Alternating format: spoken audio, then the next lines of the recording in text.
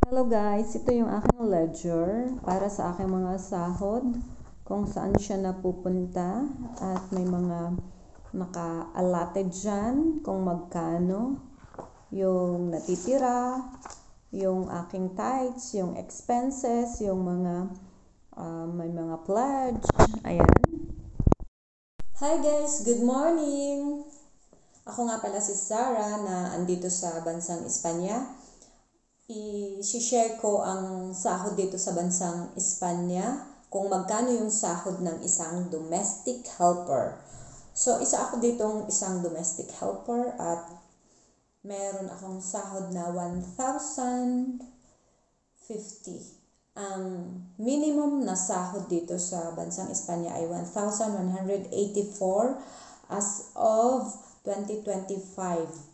So, every year, tumataas siya ng 50 euro. Kung sumasahod ka ng 1,184, dapat tayo ay marunong mag-save para sa ating sarili at hindi lang tayo puro patala sa ating family. Ano-ano pa ba yung mga benefits na pwede nating makuha sa ating mga amo? Ang isang benefits na ating makukuha ay yung sinasabi na bonus or extra pay. Paga ang tawag dito sa Espanyol. Ang extra pay ay pwede nilang ibigay every katapusan ng June or July, depende sa amo, at every December. Every 6 months, mayroon kang makukuha na extra pay na 1,184. So, kung ang sahod mo ay 1,050, ang makukuha mo sa iyong employer ay 1,050. Pero kung ang usapan ninyo ay half paga, ibig sabihin kalahati ng extra pay ang ibibigay niya every 6 months. So, kada June or December ang makukuha mo sa kanya kung ang sahod mo ay 1,500 paga. Ito ay nangyayari kapag ang mga trabahador or ang domestic helper ay sila ay walang papel or sila ay undocumented. So katulad ko, ako ay undocumented, pero ang sinasahod ko ay 1,050 at saka half paga. Sa akin walang problema. Pwede tayong mag-demand, pwede tayong magsabi sa ating amo kung gusto natin ng whole paga or kapag pumayag sila mas maganda. Pero nasa sa kanila kung sila ay papayag or hindi. Nasa batas ng Espanya ang sahod at karapatan ng isang manggagawa. So wala kaming pinirmahan na kontrata at dahil nga wala kaming legal papers ay okay lang sa amin. So nakadepende sa isang manggagawa or sa iyo kung paano mo kukuhanin or kung paano ka papayag sa agreement ng iyong amo. Pwedeng ang usapan ng amo mo ay pwedeng buo ang makukuha mo kasama ang iyong extra pay sa sahod mo. Kukwentahin nila yon. At meron ding hindi, yung sinasabi ko na every 6 months from June or December. So, nakadepende sa usapan kapag tayo ay in-interview ng ating amo. So, may full paga, especially doon sa mga may legal papers, bibigyan sila ng kontrata, 40 hours per week, pero sa mga stay-in, hindi siya nasusunod. Pangalawang benefits na makukuha natin, yung ating leave, 1 month leave every year. So, mayroon tayong 1 month leave every year with pay.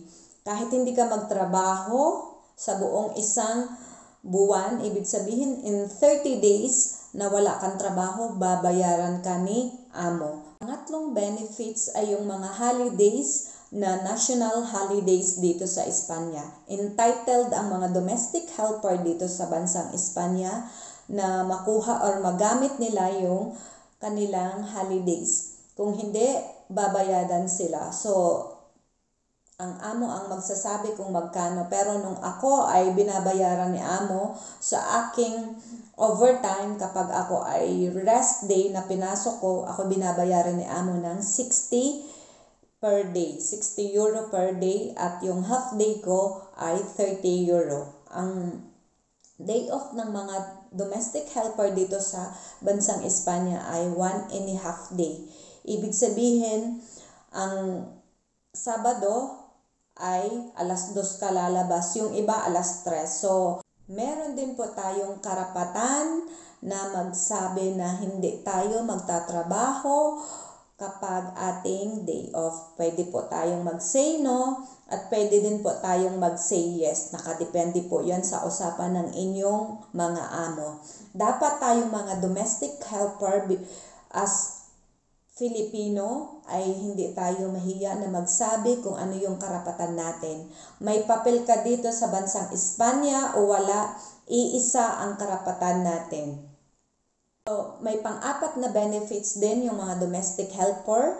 Entitled po tayo na 2 oras na siesta. Ibig sabihin may 2 hours ka na pahinga. Yung iba hindi na sila nakakapagpahinga. Bakit? Marami silang trabaho at yung mga bata ay kanilang aasikasuhin. Mga kapatid, mga kabayan, pwede po tayong magpahinga kahit 1 oras. Hindi po makina ang ating katawan para abusuhin natin. Mayroon palang benefits din tayo na mga manggagawa bilang isang domestic helper na kailangang mag-provide ng private insurance ang mga amo kung wala tayong legal papers. Kung meron naman tayong legal papers, tayo ay babayaran ni amo sa SSS or Seguridad Social ang tawag dito. Sa atin ay SSS. Meron din po tayong contribution para magbayad. Pero minsan ang mga amo ay kini-carried out na yung bayarin at hindi na pinagbabayad yung mga helper. So, isa sa mga benefits ng mga helper dito kahit walang papel ay dapat meron tayong medical insurance. Napaka-importante kasi in case na may emergency, tayo ay na-aksidente dyan sa labas, walang kasiguruhan kung kailan tayo maaksidente at hindi naman natin ipinapanalangin yon, ay dapat tayo ay siguro na meron tayong insurance at babayaran yon ng ating mga amo. Salamat! Sa mga nagtatanong, may mga nagtatanong sa akin kung magkano ang sahod dito sa bansang Espanya, 1,184. Yung iba na amo, nag-o-offer sila ng 1,300, 1,200, 1,100. So, nakadepende yun sa trabaho o sa mga aalagaan mo. Ako, ang amo ko ay napakabait. Ang alaga ko ay 12 at saka 11. Yung isa ay nasa London, nagtatrabaho. So, wala akong reklamo kung ang aking sahod ay 1,050. Ang usapan namin nung amo ko nung ako ay pumasok dito nung 2022, 950. At hindi niya ako binigyan ng 950 nung after ng a month. Ako sana na magsasahod, binigyan niya ako ng 1,000 at tinaasan niya ako ng 50, kaya 1,050. So, mas okay sa akin yung trabaho ko kasi kung susumahin ko yung oras ko, 5 hours lang, 6 hours lang yung trabaho, tapos na ako, napakaluag nung amo ko. Hindi madamot sa pagkain. Kahit nagsiselfone ako, hindi niya ako pinapagalitan as long as alam niya na ako ay magtatrabaho ng maayos. Yung amo ko ay walang reklamo. Magpahinga ako anytime, wala siyang sasabihin sa akin. So, nakadepende sa atin kung paano natin i-exercise yung ating rights. So, yung amo ko ay sila ang tumulong sa akin para ako ay magkapapel and ongoing yung aking papel. So, yun lamang ang aking ma-share dito sa bansang Espanya. Super blessed ako sa kanila. So, sa mga Filipino na gustong pumunta dito, yun po yung update sa mga sahod. We have to exercise our rights as OFW, as Filipino, as workers. kahit wala po tayong papel. So maraming salamat po. Thank you so much. Adios. God bless.